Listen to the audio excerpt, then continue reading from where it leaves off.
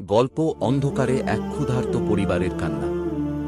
মদিনার খলিফা হযরত উমর ইবনুল খাত্তাব রাতে প্রায় ছদ্মবেশে শহরের চারপাশে ঘুরে দেখতেন, যাতে তিনি জানতে পারেন তাঁর প্রজারা কেমন আছে। এক রাতে তিনি একটি তাঁবুর পাশে গিয়ে দাঁড়ালেন। সেখানে ছোট একটি আগুন জ্বলছিল। তাঁবুর ভেতর থেকে শিশুদের কান্নার শব্দ শুনতে পেলেন। একজন নারী হাঁড়িতে কিছু ফুটাচ্ছিলেন আর শিশুরা ক্ষুধায় কাঁদছিল। উমর জিজ্ঞেস করলেন, এই শিশুরা কেন কাঁদছে?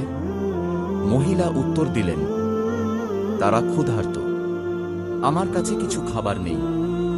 আমি শুধু পাথর আর পানি দিয়ে হাঁড়ি ফুটাচ্ছি যাতে তারা ভাবুক কিছু রান্না হচ্ছে এবং ঘুমিয়ে পড়ুক।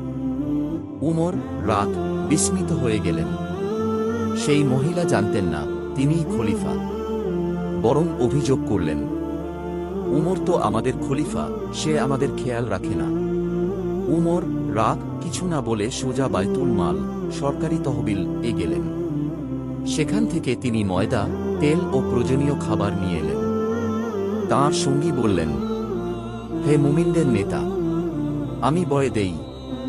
উমর বললেন, তুমি কি কিয়ামতের দিনে আমার বোঝা বহন করবে?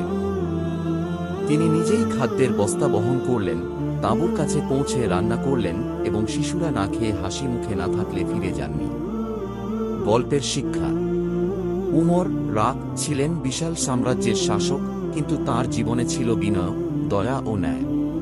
তিনি প্রমাণ করেছেন, সত্যিকারের নেতৃত্ব মানে হল সেবা, ক্ষমতা নয়।